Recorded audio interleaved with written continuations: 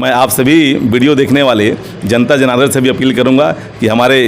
मित्र दिलीप दीवाना जी के चैनल भोजपुरिया माटी के लाल को सब्सक्राइब करें और इनका समर्थन करें ताकि ये बहुत ऊंचाइयों तक जाएं और इसमें आप सबकी समर्थन की बहुत ज़रूरत है। जो चुनाव जीतता है फलानवा का वोट नहीं कैले तो ये कहता है कि हमरा के फलाना वोट नहीं कैले हम उनके काम ना करें। इसी चीज़ के लिए मैं कह रहा हूँ दिलीप जी आपसे कि पहले की जो चेहरा देख करके राजनीति हुई है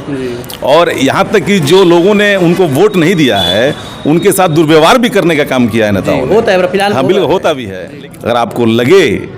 कि भाई जेपी गुप्ता अगर उस लायक हैं तो आप जेपी गुप्ता को समर्थन करिए। और जेपी गुप्ता ये वादा करते हैं कि निस्वार्थ रूप से पूरे 5 साल माध्यम से कह रहा हूँ कि अगर हनुमान जी की कृपा से अगर ये पद मुझे मिलता है तो सिर्फ 5 साल के लिए ही, ऐसा नहीं कि उस कुर्सी को पकड़ के बैठे रहना है, नहीं, अन्य लोगों को भी मौका देना है, जैसे मेरी समझ से।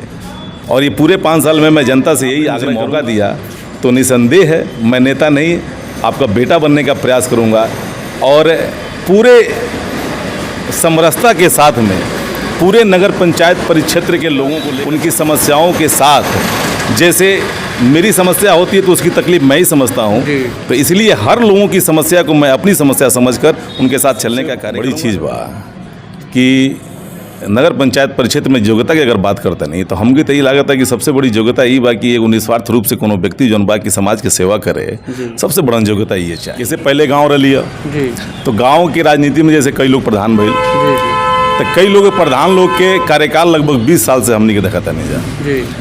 लेकिन लगभग हमनी के लागत है कि वोट देने के बाद से प्रधान के आज के हमनी के चुनत नहीं जा ओकरे अंदर क्षेत्र के विकास से कोनो विजन नहीं बा। वो नेता लोग हमेशा ये सोचलस कि जैसे चुनाव जीत गए के बाद से सरकार के कुछ आवास आ गए दे दिए गए, कुछ पेंशन आ गई सन लोग के भरा गई और चक्रोड भरा गई सन और एक आध खड़ंजा वगैरह बन गई, ये विकास हो, ये 5 साल के विकास, ये विकास बा। जैसे हमरा यहाँ के नेताजी लोग के विचार में मतलब ये रहल बा। नमस्कार, हम बानी दिलीप दीवाना, युवा कबीर हुआ देख रहा बानी भोजपुरिया माटी के लाल। आज हम पहुँचल बानी उत्तर प्रदेश के कुशीनगर जनपद के तमकुही नगर पंचायत में और हमारा साथ बानी जौन बाएं साइड में बैठल बानी। यह तमकुही नगर पंचायत से हिंदू जवाइनी के नगर संयोजक और साथ ही में तमकुही नगर पंचायत के चेयरमैन पद के भावी प्रत्याशी जौन की चेयरमैन वाला चुनाव लगभग नवंबर-दिसंबर में होखे वाला बा, वो चुनाव पर चर्चा हुई, यहाँ से तमाम बातचीत हुई ये नगर पंचायत के बारे में। फिलहाल में सब जितना ये कार्यभार बाटे, फिलहाल में डीएम ये जगह जौन बानी जिलाधिकारी जी वहाँ के संभाल रहा बानी तमकुही नगर पंचायत के कार्यभार। और ये तमकुही नगर पंचायत में कौन कौन सुविधा होके चाहिए जो उनकी शिक्षा क्षेत्र में होके, एगो गरीब के विकास खातिर होके, नौजवान के रोजगार के होके, तमाम बात करब ऊपर शिक्षा के क्षेत्र में। यहाँ से सबसे पहले तो हमारे चैनल में स्वागत बा। बहुत बहुत धन्यवाद दिलीप जी, आप हमके मौका देनी अपने चैनल भोजपुरिया माटी के लाल की तरफ से एक खातिर आपके बहुत धन्यवाद बा। जी पहल का सवाल ही रही कि एगो चेयरमैन खातिर कौन कौन योग्यता रहे चाहिए आ कौना मुद्दा पर वो चुनाव लड़त रही। देखिए अपने उम्र हमारा 38 साल हो गई जी, और 38 साल की उम्र में लगभग अगर आप अंदाज़ा लगाएं तब 20 साल से हम तमकुही क्षेत्र के जैसे पहले गांव रही तो गांव की राजनीति में जैसे कई लोग प्रधान भइल तो कई लोग प्रधान लोग के कार्यकाल लगभग 20 साल से हमनी के देखा नहीं जा, लेकिन लगभग हमनी के लागत है कि वोट देने के बाद से प्रधान के अंदर चाहे वो नेता जे के हमनी के चुनत नहीं जा ओकरे अंदर क्षेत्र के विकास से कोनो विजन नहीं बा। वो नेता लोग हमेशा ये सोचलस कि जैसे चुनाव जीत गए के बाद से सरकार के कुछ आवास आ गए दे दिए गए, हाँ, कुछ पेंशन आ गई सन लोग के भरा गई और चक्रोड भरा गई सन और एक आध खड़ंजा वगैरह बन गई, ये विकास हो, ये 5 साल के विकास, ये विकास बा। जैसे हमरा यहाँ के नेताजी लोग के विचार में मतलब ये रहल बा, एक आगे ना वो सोच पाइल बा और ना कह पाइल बा। अब संजोग देखी कि सबसे पहले तो हम धन्यवाद देवल चाहतनी जोगी जी के कि उनके कार्यकाल में ये गांव 4 गो गांव मिल करके और नगर पंचायत बनल। अब नगर पंचायत में अब हमनी के गांव से निकल के शहरी हो गए नहीं जा, शहरी हो गए। अब शहरी में अब हमनी के जो व्यवस्था बा नगर पंचायत के रूप में आवे वाला समय में चेयरमैनी के चुनाव हुई, गांव के कुली व्यवस्था आई 4 गांव के जौन विकास के जौन दशा रहल बा पहले, उ दशा से जितना कुव्यवस्था बाड़ी सन ओके देख के ओसे उब के हमरे जैसन एगो छोट आदमी जौन बागी तौन चुनाव में खड़ा हुआ, ई विजन के साथ खड़ा हुआ कि सरकार के जौन भी योजना बाड़ी सन, जन कल्याणकारी योजना जितना भी बाड़ी सन, उस सब योजना के 100% और बिना भेदभाव के, बिना जाति पाति देख ले ओके 100% ज़मीन पर उतारे के कार्य हुई। लेकिन हर एक नेता ई चुनाव से पहले वादा कर रहे हैं, लेकिन जैसे वो जनता का प्रतिनिधि बन जाला तो चुनाव के बाद ही सब कुछ भुला जाला। का है देखिए, हमनी के नेता ना हैं जा जी, अगर आप हमके कहें कि हम नेता हैं तो हम ही नहीं मानब कि हम नेता हैं, लेकिन जैसे ही आप सामाजिक कार्य शुरू कर दो और जन के सेवा में आप लग जाओ तो लोग आपके एगो शब्द के उपयोग करी कि कई के नेताजी आगे नहीं, नेताजी आगे नहीं, लेकिन हम अपने आप के नेताजी नहीं मानेंगे। हम प्रयास करने की हम बेटा बन के रहीं इस क्षेत्र में। इस क्षेत्र में जब हमनी के गांव में जाते नहीं जा, लोग के समस्या के सुनल जाते नहीं जा, देखिए राजनीति में आवे के कबो विचारे ना रहे कि हमनी वैसे आदमी राजनीति में कूदी। संकल्प रहे हिंदू युवा वाहिनी के हम नगर संयोजक हैं और विशेष करके हिंदुत्व के ऊपर कार्य करें नहीं। हिंदुत्व के ऊपर कार्य करला में एगो सामाजिक स्तर पर जब गांव में आदमी जब घूमे लागल, जब लोग से मिले लागल, तो लोग के छोटी छोटी समस्या, सबसे पहली चीज़ आपके बताएं कि हमारा क्षेत्र में सबसे बड़ा चीज़ रहा कि लोग के छोटा समस्या रहत रही सन, आ छोटा समस्या खातिर जब लोग अपना नेता के लगे जात रहा तो उ नेता लोग ओकर शोषण करता रहा। बात तो सुनी, लेकिन बात के साथ साथ ओकर शोषण करी। और शोषण कौन चीज़ के मतलब? शोषण के मतलब कि बिना व्यवस्था के, बिना धन के ओकर काम नहीं होई। अब छोटा व्यक्ति जो मजदूरी करता, वो बताएं कि अगर वो नेताजी के पैसा ले के दी अपन काम करावे खातिर, कहाँ से पैसा ला के देता? 200 रुपया, 150 रुपया, 250 रुपया कमाता वो,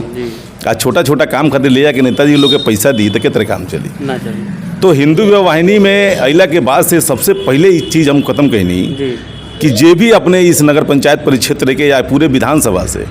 कोई भी व्यक्ति हमरे लगे कोनो कार्य के मदद के खातिर आवेला तो सबसे पहले ओकर निस्वार्थ रूप से मदद होला।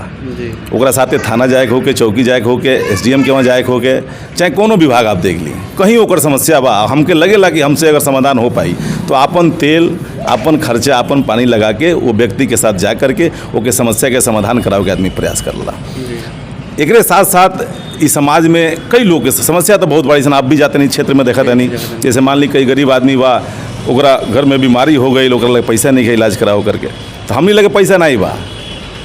हम ही कहते नहीं आपके चैनल के माध्यम से कि हम बहुत छोटे परिवार से आवे नहीं एगो, लेकिन हमरे लगे एगो टीम भी आ, और टीम में हमारे एगो संख्या बा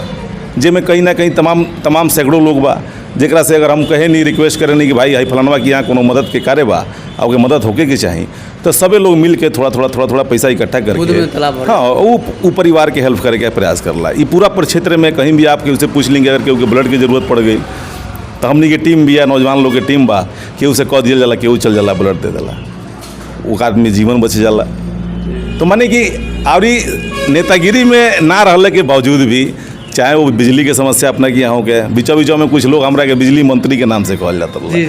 जैसे कि पूरा परिक्षेत्र में कोनो बिजली के समस्या हो तो लोग फोन करी सीधे हमरे घंटी बाजी तो का भाई जब भी लाइट को आई भाई कटल बा, हई भइल बा, हो भइल बा। तो लगातार आदमी इस क्षेत्र में, यहाँ तक कि आप देखे तो ही बिना कोनो पद के, बिना कोनो व्यवस्था के बिजली के क्षेत्र में लगभग हमके लागत है कि लगभग 1500-1600 मीटर तार बिजली के ये पूरा नगर पंचायत परिक्षेत्र में बदलाव के कार्य भइल बा। ओकरे बावजूद भी ट्रांसफार्मर एक आध गो जौन बाड़ी सन तो सांसद जी के माध्यम से वो बदलाए के जो क्षमता वृद्धि करे के काम होता रही सन। तो ये कुल काम धीरे धीरे लागल। तो हमके बुझाइल कि कहीं ना कहीं से जब तक एक स्वच्छ मानसिकता के साथ अगर आदमी धरातल पर कार्य नहीं करेगा तब तक लोगों की समस्याएं दूर नहीं होंगी। तो ये विचारधारा के साथ ही कम से कम अब जौन पीढ़ी जौन गुजर गई, अब ये पीढ़ी के दिखावल जाओ कि वास्तव में एगो नेता के कर्तव्य का होला आ एगो नेता के जिम्मेदारी का हो, ये दिखावे खातिर हम इस मैदान में बानी। अच्छा, इस चुनाव से पहले क्षेत्र खातिर बहुत संघर्ष के लिए बानी, का योगदान रहा है क्षेत्र खातिर? माने कोनो क्षेत्र आप उठा के देख ली, जैसे मान ली कि बहुत चीज़ तो नहीं कहब, लेकिन ये जरूर कहब कि जनता जौन भी समस्या लेके हमरे लगे आयल बिया वो हर समस्या के हम समाधान करावे के प्रयास के बानी जी। अच्छा, अगला सवाल ही रही कि रउआ तमकुही नगर पंचायत क्षेत्र के रहे वाला बानी, तमकुही में वर्तमान निवास बराऊ। ये क्षेत्र के एगो सामुदायिक स्वास्थ्य केंद्र के प्रॉब्लम बा कि वो सरकारी नाम बा, लेकिन जौन भी काम होला वो बाहरी होला, प्राइवेट सेक्टर में, चाहे कोनो जांच लिख दे डॉक्टर आ ओमे पर्ची कटला, लेकिन सब काम बाहर होला। काहे पर? ए प्रकार देखिए, ये तरह के समस्या जब भी हमारा सामने आयल बा, हम सामुदायिक स्वास्थ्य केंद्र में गइल बानी और वहाँ के डॉक्टर चाहे वहाँ के जे भी सीनियर लोग बा, इस सबके विशेष रूप से हम समझावे के प्रयास कैले बानी कि ये तरह के कार्य जौन होता है तो बिल्कुल बंद कर दिया जाओ। लेकिन फिर भी अगर सामने अगर हमारे गइला पर अगर दिखाई दे दी तो हम बिल्कुल उनमें कार्रवाई करवाए। और सबसे बड़ी चीज़ बा कि सामुदायिक स्वास्थ्य केंद्र जौन बा सुविधा बढ़ावे के विचार बा कि जैसे मान ली कि एगो सर्जन निर्धारित होके,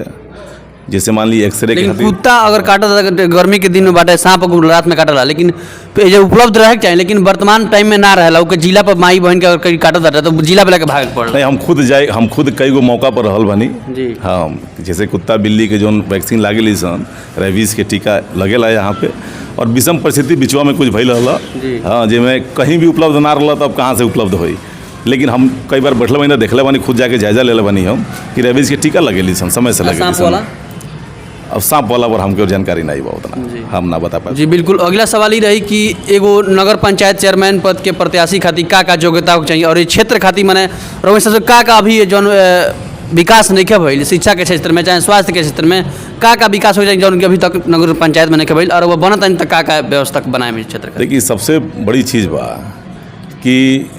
नगर पंचायत परिक्षेत्र में योग्यता की अगर बात करते नहीं तो हमके तो ये लागत है कि सबसे बड़ी योग्यता ये बा कि एगो निस्वार्थ रूप से कोनो व्यक्ति जौन बा कि समाज के सेवा करे, सबसे बड़ा योग्यता ये चाहिए। बहुत योग्यता अगर आपके लगे, बहुत MBBS बनी आप, चाहे जौन भी डिग्री धारक बनी, लेकिन अगर आपके अंदर लोग के सेवा करे के भाव नहीं है तो योग्यता कौन काम के है। अगर आपके अंदर, अगर आपके दिमाग में अगर क्षमता नहीं है कि हमारे क्षेत्र में यही काम हो गया, चाहे जैसे क्षेत्र के विकास हो गया, तो योग्यता कौन काम के बा। तो सबसे हमारे नज़र में सबसे बड़ा योग्यता हुए बा कि नेता के मतलब ये होला कि जो जन के सेवा करे, निस्वार्थ रूप से सेवा करे, उसके समस्या के समाधान करे, चेहरा देख करके राजनीति ना करे। हर एक व्यक्ति चुनाव जाति ना के चाहिए। विशेष रूप से जब आप चुनाव जीत गए नहीं तो पूरे नगर पंचायत परिक्षेत्र के, चाहे वो गांव के चाहे वो शहर के, हर एक जनता आपके है। चुनाव लड़ले तक कुछ विरोधी बने या कुछ बने आपके सपोर्टर बने, लेकिन हम ही माने नहीं कि चुनाव जीतने के बाद पूरे नगर पंचायत परिक्षेत्र के एक एक व्यक्ति की जिम्मेदारी आपके है, और एक एक व्यक्ति की जिम्मेदारी और उनके समस्या के समाधान कराओ की भी जिम्मेदारी आपके। कितना लोग बाटे कि 80% ही बा कि जो चुनाव जीतता है फलानवा का वोट नहीं कैले तो ये कहता है कि हमारा फलाना वोट नहीं कैले, हम उनके काम ना करें। इसी चीज़ के लिए मैं कह रहा हूँ दिलीप जी आपसे कि पहले की जो राजनीति हुई है ऐसी हुई है, चेहरा देख करके राजनीति हुई है, और यहाँ तक कि जो लोगों ने उनको वोट नहीं दिया है उनके साथ दुर्व्यवहार भी करने का काम किया है नेताओं ने। होता है फिलहाल, हाँ बिल्कुल होता भी है। लेकिन देखिए, अभी विधानसभा के चुनाव में अपने वहाँ वोटिंग हुई है, और वोटिंग करने के बाद से 3 मार्च को वोट समाप्त हुआ। उसके बाद 4 तारीख को मैंने एक मैसेज फॉरवर्ड किया फेसबुक के माध्यम से कि भाई 3 तारीख के पहले तक हम भी एक पार्टी के कार्यकर्ता थे और आप भी एक पार्टी किसी न किसी के कार्यकर्ता थे, तो जो भी हमारे सोशल मीडिया के माध्यम से जो हमारे वाड़ी से अगर किसी प्रकार की अगर कोई गलती हुई हो तो मैंने सबसे उसके लिए क्षमा याचना की, और ये भी निवेदन किया कि भाई आप भी अपने अंदर कोई द्वेष या ईर्ष्या न रखें, और मेरे अंदर भी कोई द्वेष ईर्ष्या नहीं है। वो एक चुनावी रणनीति थी, और चुनावी रणनीति खत्म होने के बाद अब मतदाताओं ने जो अपना मत जो है वो डब्बे में डाल दिया है। अब 10 तारीख को जो फैसला होगा उस फैसला को हम सबको स्वीकार करके अपनी ज़िंदगी को पहले की तरह लेकर चलना चाहिए। चैनल के माध्यम से तमकुही नगर पंचायत के चुनाव बाटे जो नवंबर दिसंबर में पड़े वाला बा, जनता से का नहीं हो रहा करब का संदेश दे में चुनाव पर, कैसन मने नेता के चुनाव करे चाहिए, चाहे समाज सेवी के चुनाव करें जो गरीब के सुने, गरीब के जीतला के बाद चाहे जीतला से पहले भी सुनत रहे। देखिए, एगो छोट बात से आपसे हम बात कहे के अपन बात कहब, जनता से निवेदन करब कि अभी विधानसभा के चुनाव संपन्न होइल, और इस पूरा विधानसभा चुनाव में कई ठो गाँव में हमके डोर टू डोर अभियान में हमके जाए के मौका मिलल, और लोगों के बीच जब आदमी गईल आ लोग से, महिला से, पुरुष से, बुजुर्ग से सबसे मुलाकात भइल, तो बहुत महिलाओं के पास जब हम लोग गए और जब वोट मांगने के लिए जब उनसे निवेदन किए तो महिलाओं ने अपनी व्यथा या अपनी पीड़ा या जो अपना भाव है बड़े स्पष्ट शब्दों में कहा कि देखिए जोगी जी हमनी के 2 साल से जिया होता नहीं, आज जेकर हमनी के 2 साल से जिया होता नहीं, हमनी के व्यवस्था लेके चलता नहीं, ऐसा व्यवस्था में तो हमनी के वोट जौन बात कमल के फूले पर देव जा। तो देखिए, भाव कहने का ये है कि जो भी व्यक्ति के लिए अगर कोई नेता अगर कार्य करने का निस्वार्थ रूप से कार्य करेगा तो जनता के मन में भी उस नेता का भाव जो है वो बैठ जाएगा। हमको ज़्यादा उस पर वर्क करने की ज़रूरत नहीं है, मैं जनता से आपके चैनल के माध्यम से यही निवेदन करना चाहता हूं कि अगर आपको लगता है, अगर आपको लगे कि भाई जेपी गुप्ता अगर उस लायक हैं तो आप जेपी गुप्ता को समर्थन करिए जी। और जेपी गुप्ता ये वादा करते हैं कि निस्वार्थ रूप से पूरे 5 साल जो भी होगा, और ये भी आपके चैनल के माध्यम से कह रहा हूँ कि अगर हनुमान जी की कृपा से अगर ये पद मुझे मिलता है तो सिर्फ 5 साल के लिए ही, ऐसा नहीं कि उस कुर्सी को पकड़ के बैठे रहना है, नहीं, अन्य लोगों को भी मौका देना है, जैसे मेरी समझ से। और ये पूरे 5 साल में मैं जनता से यही आग्रह करूँगा कि अगर आपने मुझे मौका दिया तो निसंदेह है मैं नेता नहीं, आपका बेटा बनने का प्रयास करूँगा और पूरे समरसता के साथ में पूरे नगर पंचायत परिक्षेत्र के लोगों को लेकर चलने का कार्य करूँगा। उनकी समस्याओं के साथ, जैसे मेरी समस्या होती है तो उसकी तकलीफ मैं ही समझता हूँ, तो इसलिए हर लोगों की समस्या को मैं अपनी समस्या समझकर उनके साथ चलने का कार्य करूँगा और क्षेत्र का विकास भी करूँगा। और विशेष रूप से देखिए, इस पूरे विधानसभा चुनाव ही नहीं, पूर्व में भी दिलीप दीवाना जी से आपसे मुलाकात हुई है और आपके चैनल को मुझे लगता है कि बड़ा अच्छा लगता है। ये आपने जो भोजपुरिया माटी के लाल और जो भोजपुरी शब्दों में जो आप नेता लोगों का जो आप इंटरव्यू लेते हैं, मैं देखता हूँ यूट्यूब चैनल पर, तो बड़ा अच्छा लगता है। मैं आप सभी वीडियो देखने वाले जनता जनार्दन से भी अपील करूँगा कि हमारे मित्र दिलीप दीवाना जी के चैनल भोजपुरिया माटी के लाल को सब्सक्राइब करें और इनका समर्थन करें ताकि ये बहुत ऊंचाइयों तक जाएं, और इसमें आप सबकी समर्थन की बहुत ज़रूरत है। नमस्कार जी। बिल्कुल, हमारा साथ में रहने के तमकुही नगर पंचायत से चेयरमैन पद के भावी प्रत्याशी जेपी गुप्ता जी और साथ ही साथ हिंदू जो वाहिनी के नगर संयोजक, यहाँ से तमाम बात चुनावी चर्चा पर जौन की नगर पंचायत के चुनाव नवंबर-दिसंबर में होखल बा कि विकास के क्षेत्र में कैसन कैसन समाज सेवी हो लोग होके चाहिए और निस्वार्थ, यहाँ से कहने कि निस्वार्थ भाव से कौन सेवा होनी चाहिए जनता के बीच में। तो तमाम बात कैमरामैन के साथ दिलीप दीवाना, युवा कवि, धन्यवाद।